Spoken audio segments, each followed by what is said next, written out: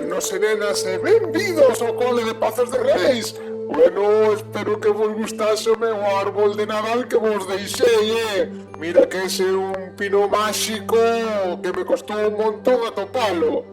Pois bueno, hoxe vamos ensinar a última erva aromática que utilizábamos os celtas para facer cousas máxicas. Chámase o romeu.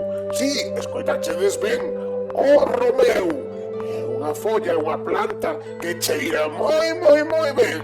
E nós, os celtas, facíamos pócimas para cando nos doía a barriga. Cada vez que nos doía a barriga, facíamos unha pócima de romeu e pasábanos todos os males.